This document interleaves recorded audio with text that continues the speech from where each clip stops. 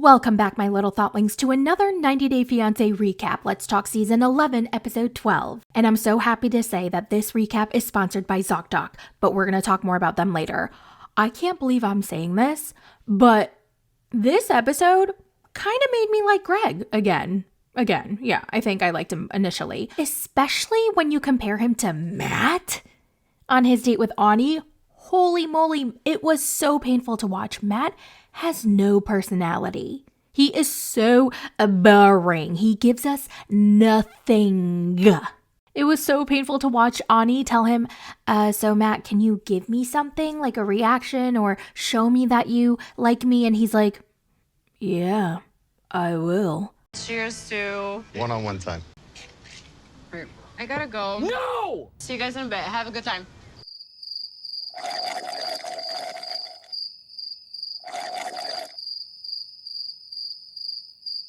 Oh my god. Even slow-blinking Chuck E. Cheese Julius from Love After Lockup has more personality than Matt. So when you put Matt next to Greg, I was like, holy cannoli, Greg is a breath of fresh air. Okay, fine, he doesn't have a job. Okay, fine, he doesn't do laundry. Okay, fine, he doesn't clean his room. But you know what? He has a personality, and he's got jokes. And I take Gregory over Matt any day of the week. Speaking of Matt, let's get right into the recap, starting with the throuple. So remember how Ameni told Matt that Ani confessed that she's in a relationship for her and she doesn't give a fork about Matt? So now Matt feels excluded and he feels so sad. So Ameni was like, okay, I have a great idea. I'm going to plan a romantic, spicy date for you and Ani so that you guys can reconnect and fall in love, okay? So he's like, okay. So they're on a date. Matt tells Ani, oh, by the way, Ameni told me that you love her and not me, and that made me so jealous. And Ani's like, oh, I see. Well, can you give me a little something? Like, you don't really show me anything. You don't express anything. I don't really know your personality. And he's like, okay, I will. And then they kiss. And the kiss is so bland. I can tell Ani is just kissing him to shut him up, but then he won't stop kissing her. It's just going on, and she's like, oh wait, remember the rules? And she totally said that to get him to stop kissing her. Oh my god, it was so cringe. I don't think I was receptive enough to understand what you were saying. You remember the rules? Yes, don't remind me. Then they go to the beach, they take a romantic stroll during sunset, and they walk inside the water, they make out a bunch, and I'm pretty sure Ani wanted to shove his head underwater. Matt comes back from his date, and Ameni's like, how was it? And he's like, yeah, it was good. And she goes, okay, well, guess what? I reached out to Ray, and we're meeting him for dinner tomorrow. And he's like, what? Why would you reach out to Ani's ex-boyfriend behind her back? Because I can't trust her, Matt. She's so secretive about us. She hasn't told her family about us. She hasn't told her friends about us. She hasn't told anyone about us. So I have some questions for him. I have no choice but to do this behind her back and plead for forgiveness later, I guess. How about instead of secretly meeting with your girlfriend's ex-boyfriend behind her back, you can go to ZocDoc.com and find a therapist. I recently showed my mom how to use ZocDoc because she hadn't been to a dentist in a long ass time. Her last dentist retired, and trying to find a new one was super overwhelming for her because you gotta call a bunch of offices, you gotta stay on hold, you gotta see if they accept new patients, you gotta get on a waiting list, da-da-da-da-da. Ain't nobody got time for that, okay? And that's where ZocDoc comes in. I freaking love ZocDoc. Where have they been my entire life? ZocDoc is a free app and website where you can find doctors in your area, read real patient reviews, filter what insurance they take, and book appointments instantly. No more being on hold for 35 minutes just to see someone next month. They have over 100,000 high-quality healthcare providers across every specialty. It's super quick, easy, and convenient. I recommend it to all my friends and family. So stop putting off your doctor's appointments and go to ZocDoc.com/mythoughts or click the link in my description to find and instantly book a top-rated doctor today. And thank you, ZocDoc, for sponsoring this video. Now, you want to know something else that's a little shady? Apparently, Matt and Ameni have been sending Ani money, but they do it through her ex-boyfriend, Ray. Now, why do they need to send it through Ray? So apparently when Ani and Ray were dating, they opened a bank account together, but Ray is an American, so I don't know. The bank account has to be in Mexico, right? If Ani accesses it. Girl, I don't know. So I guess they send the money to Ray and then Ray transfers it to their joint bank account. What the fork is going on? Okay, are they getting scammed? Because that would be kind of funny. I mean, not really. Nobody should be getting scammed, but it would be kind of funny. So Ray happens to be in Mexico. I don't know if he's a frequent flyer because he happens to also be in Mexico at the same time Matt and Ameni are. What a wild coincidence. Ameni changes into like a nice business casual outfit. By the way, I loved her red pants with her skinny belt. Oh, it was so chic and classique. They get to the restaurant first and in walks Ray. And Ameni's like, "You're Ray? Wow, okay." Ray walks in and we're like, what the This is not who we expected at all. Is that a compliment or a diss? I mean, in this case, I think it was a diss because I think they expected some big, young, hunky, tall, muscular, blonde gym bro, and instead they got a very average middle-aged dad. He's super normal looking. They're so confused. They're like, are you her ex or her manager? Are you her ex or her bodyguard? Like, are you her ex or her security? It was so funny. Now let's move on to Sarper and Shekinah. Sarper walks back to Shekinah's apartment. They sit down to talk after their huge fight. He tells her he doesn't feel like himself anymore. He can't work. He doesn't know anyone here. He's lonely. He's basically going through the struggles of the foreign spouse or partner that comes to America and has to adjust. And I can only assume how depressing it is. And she's like, okay, but I'm not making the role, so don't take your anger out on me, Sarper. And he tells her, I don't think you like me anymore. And she goes, I don't like the Sarper that you've shown me lately. So then he asks her, what do you mean, lately? You're rude, distant, cold, and mean. And Sarper tells her he's depressed. He's been dealing with depression. And she's so rude after he says that. She's like, because of what? I was in depression. Depression. Why don't you understand? Because of what? Because of everything. I mean, all of that put you in a depression? She dismissed him every chance she got because when he told her what made him depressed, what depression, Sarper? You love it here. You've been having a great time in LA. And all of a sudden, the past 2 days, you've been saying I was hard to live with. You don't like living with my dogs, that I bring negative energy into your life. No, Shekinah, I never said that about the dogs. No, I love the dogs. Okay, Sarper, well, you said everything else. He tells her he says a lot of things out of anger, and I'm assuming that he kind of implied that he didn't mean it, he didn't know what he said, and that she's changed into a different person. She's not the same person he met. He can't stand the harsh tone of her voice. Why isn't she listening to him anymore? Why is she having an opinion? Where are the geisha vibes? Well, Sarper, I'm giving you the same energy that you're giving me. You were a stinky, crusty booty hole to me first, so that's why you're getting this version of me. I don't even know if I want to marry you anymore, Sarper. And he tells her, listen, if we break up, you're going to cry for years. Trust me, Shekinah, I perfect for you. And she's like, oh, please. I'm not some helpless little girl who can't do anything without you, Sarper. I mean, everything is up. Everything is so messy, and I don't know how to solve it. This is why they also need to go to ZocDoc and find a therapist.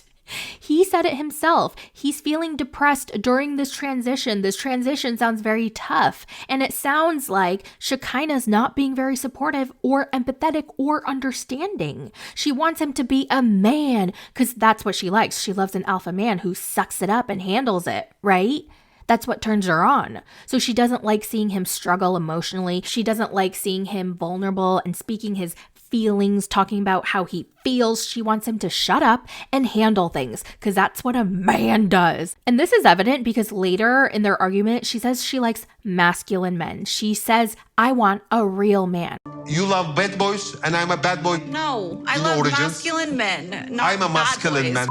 I like a real man. Kind of implying that he's not being one right now by talking about his feelings, like he's being weak right now, and I don't think she likes that. I also think Sarper might be having a little trouble with the fact that Shekinah has more control. Now they're on her turf, and he doesn't know how to handle it on top of not being able to do anything, not having much freedom, and the ability to, work or do, like he's at her beck and call pretty much, and he does not like that. He tells her, I feel like I have to walk on eggshells around you. And she goes, okay, then leave. No one's forcing you to stay, Sarper. Like, if that's how you feel, like, oh my God, don't let me stop you.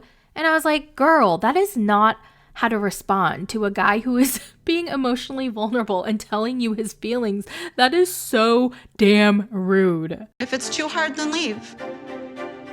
Wow. I don't want you to walk on eggshells. Threat. That's not a threat. That's an out. He tries to tell her that he has no freedom here, and she's like, oh my God, yes you do, Sarper. You have so much freedom here. I let you go wherever you want in this apartment. You can even walk outside whenever you want, okay? The only thing I ask of you is to get the fuck out of my apartment while I have clients, which is pretty much every single day. But other than that, you're free to do whatever you want, Sarper. He tells her he loves her and he's willing to compromise and work on this relationship because he recognizes he won't find anything better. Like, if they break up, he's done with relationships forever. And her response to all of this is, well, I think I could find something better, Sarper. Why aren't you saying sorry to me? Okay, stop treating me like crap because you just had a bad day, Sarper. And he's like, oh, you know what, Shekinah? You are actually rude to me. That is our problem. Oh my God, Sarper. I'm gonna unsubscribe from this conversation and remove myself from this chat because this is not good for my mental health, okay? And she gets up and leaves. He's like, oh, Shekinah, I hate this. I hate this more. And she leaves. What do you want for, huh? I want to be treated well. I don't want to be treated like just because you're having a bad day. It is human. This is human. I need to know how he treated her right before the fight. Like, what led up to this fight? Why did we not get this on camera? I need to see the actual fight to help me determine whose side I'm on. But since I can only go off of what we were shown, I feel bad for Sarper. He was trying to communicate with her in a healthy way as to what he was going through, and she just completely shut him down and dismissed him and didn't even care to listen. Now on Instagram, she is writing cryptic stories. She is responding to all the backlash of how she reacted. Let me see if I can pull them up on my phone. Okay, so in one post, she wrote, in a normal relationship, I would never go to Instagram to explain my relationship problems. However, we started and have lived out our relationship on camera since the beginning. So I feel like I owe our audience an explanation for things. And in this case, I owe it to myself, given the literal bullying I'm experiencing online since the season started. A show like this isn't as dimensional as real life. Viewer sees bits and pieces of situations and then they try to piece together what it means or add context where it's missing. True. Somehow these viewers form strong opinions based on these little blips in time. For example, last night's episode. Yes, I was talking to Sarper in a very direct, strong way. I'm a direct person, and I've had to be way too strong in this life just to survive. I felt like I was being very mistreated for 3 days prior to camera arriving. You have no idea what people are like when cameras aren't around you. You have no idea how I was treated or spoken to. Depression is a real thing, and I would never belittle or question someone's reasons for depression, because quite frankly, it doesn't need a reason. What I do question is someone using depression as a reason for being an asshole to the person that is showing an incredible amount of patience and love. This is why you saw me strongly rejecting that reasoning last night. In summary, you don't need a reason to be depressed. You do, however, need a reason for mistreating someone, and depression is not a reason. Okay, so that's what she wrote. I don't disagree. Like, yeah, people miss a lot of context. Reality shows only show so much. And as viewers, we do try to piece together what's missing and we make assumptions. And she could be right. He could have been so horrible, so awful to her off camera before their fight, and we don't know. So that is her story. Let's move on to Greg and Joan. So Greg shows Joan how to bathe dogs, and ring, ring, ring, ring, Gregory, your phone has been going off the hook, Gregory. So he runs into his house and leaves the 2 dogs with Joan by herself, and as soon as he gets into the house, the dogs go crazy. I gotta go. Run.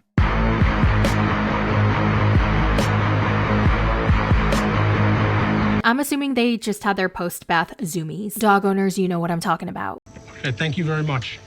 Okay. It was the New York State calling about his job interview. And then there was some tense music playing as he got off the phone. And I was like, oh no, he didn't get the job. But the editors tricked us because he got the job. Yeah, baby. Good job, Gregory. Good job. Good job. Now keep it. Now keep it. Make money.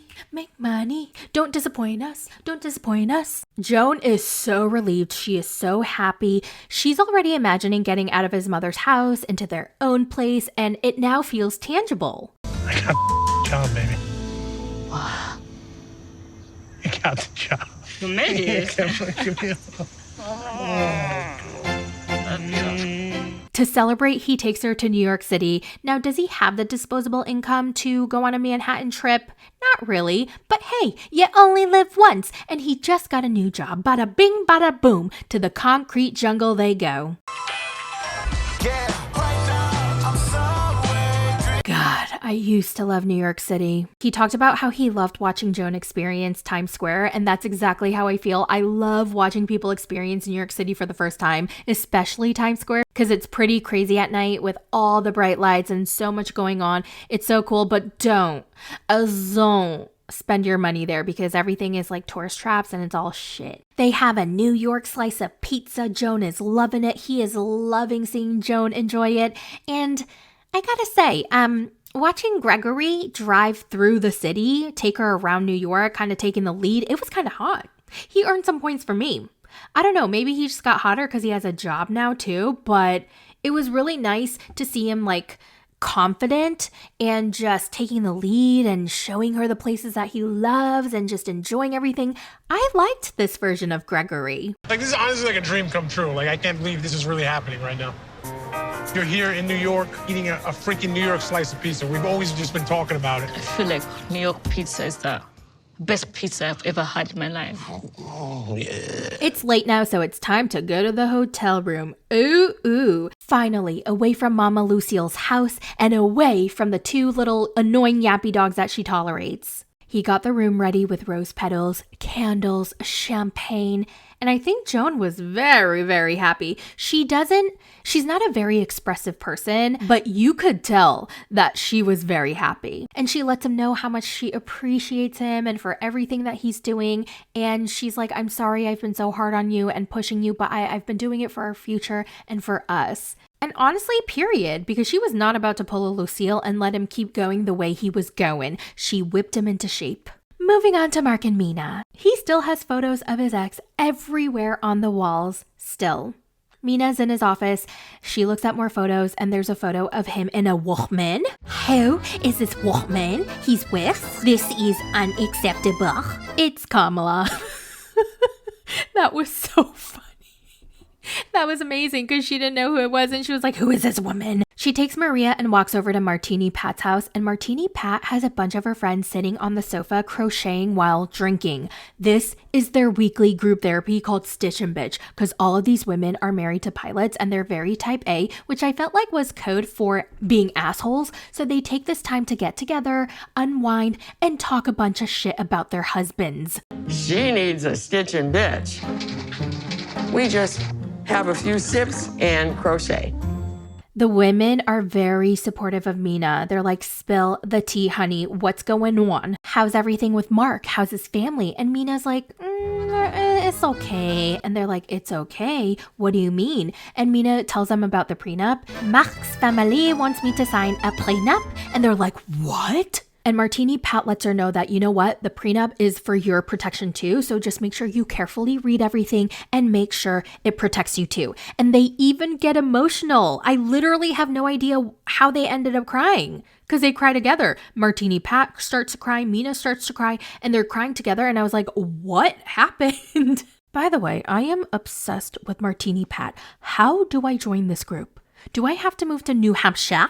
Because I can. Mina actually doesn't have any problem signing the prenup as long as Mark officially adopts Clayton as his own and he's protected. And I feel like that's fair. Let's move on to Steve and Maddie. There's 12 days left until their wedding and they're giving each other the silent treatment after he asked her if she was into women and she refused to answer. By the way, did anyone notice that Maddie was bonding with a cat? Because he kept calling her name and asking her to sit with him. Hey, Juju. So cute. Remember how he was so scared of the cat and he didn't want to go near the cat and he didn't want to touch the cat? And look at them now. I love seeing people who didn't like animals before fall in love with animals. That's my favorite thing. It happened to my dad. It happened to my mom. It happened to me. Anyway, Maddie is very concerned with her sexuality. He needs to know the truth, but she won't be straightforward with him. He feels like she's either trapping him or tricking him by not responding, not answering what's going on. This is really important to him and he wants an answer. So she picks him up, he gets in the car, and they have a little bit of small talk. He's not really talking to her. He's on his phone watching a soccer game and she's like, trying to talk to him, but it's so awkward. They drive to a nearby park and he's like, you know what question I'm going to ask. And she's like, yeah, I do. And I think it's ridiculous that you're asking me that. I think it's ridiculous that you're even asking me that. I would like to think that the person I'm in a relationship with would just realize that I'm in a relationship with them, so it really doesn't matter. Whatever I preferred, whether that be men, women. Just say yes or no. Just say yes or no, please. Please.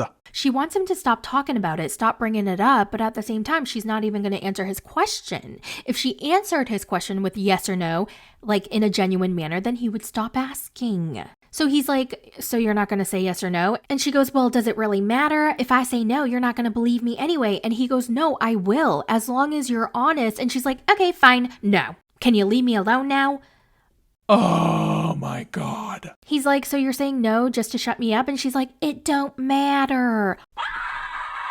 Stevie is so forking annoying. I feel so bad for Maddie. He's trying to be nice. He just wants his question answered. And she gives him an attitude and she's being a smartass and she's beating around the butt.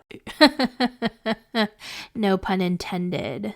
It's just so annoying. He's about to marry you. He deserves to know. Why is she making this into this big weird secret? He's only asking over and over and over because you won't give him an answer. If the issue is that she doesn't want to talk about this on camera, I wish she would just, while they're in bed and the cameras are away at night, I wish she would just tell him, Maddie, I don't want to talk about this on camera, okay? Don't bring it up on camera. But then the new problem would be that he'll want to talk about it off camera and she doesn't want to talk about it at all. Moving on to Jessica and Juan. Jessica and Juan are in the car with crying David.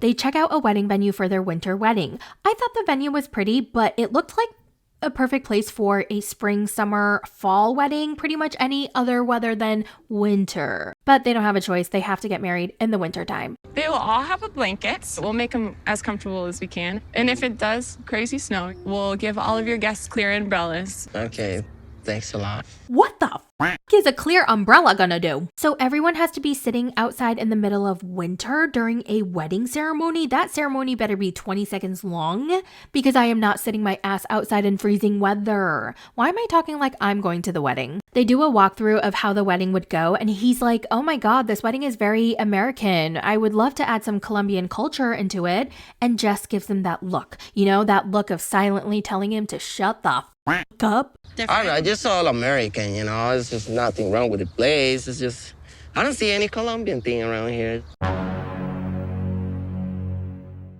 If all else fails, and it is a blizzard and negative 60 degrees, we will move it inside for you. Bitch, what? Did she just say that there has to be a fucking blizzard in negative 60-degree weather for them to move the wedding inside? Is she crazy? Juan reiterates how he wants to add some of his culture, his traditions into their wedding. And Jessica's like, why didn't you tell me this in the last 2 years, Juan? It just look boring to me. It's just, we need to be more colorful. I mean, there'll be flowers and stuff around. There's going to be decorations. There's going to be pictures of us on all the tables from all of our different adventures. But I'm talking about my culture. We're not talking about our trips. I know you want to be positive and you want to just... Okay, well, I just need you to tell me what you want. Ma'am, you need to calm down and maybe get rid of your attitude. Juan meets up with Herbie, the Scissor Sisters' husband, and they've gotten quite close. One night they're working out talking about his bachelor party, then Juan brings up wanting to go back to work as soon as he can. Herbie says most of the jobs there are going to be agriculture jobs. And Juan's like, what about bartending? And Herbie goes, no, you're not going to find that here. Also, if you do find one, nobody tips. He really misses the cruise job. He misses the environment, the energy, the vibe, the people, the money. I mean, he loved that job. It brought him so much joy. But obviously, he can't be on a cruise boat while his wife and kids are at home. But he also never officially quit his job with his boss, and his boss recently reached out to him to tell him that there's a spot open for him. And Juan doesn't know how to tell Jessica. I haven't told Jessica that my boss has been texting me, asking me if I could go back to my old job. I'm sure Jessica will be like kind of sad, but I also know that I'm miserable here, not having a job and staying at home. I wonder if they can compromise, like if he can work 1 to 2 contracts a year that lasts like a month each, but a month is a long time to be away from the kids. Yeah, I don't know. Like, what would you do if your spouse loved working, but it required him to be away for like a month or a few months at a time. That's kind of like what Yara and Jovi went through, right? And she hated it. Yeah, I don't know how this is going to work.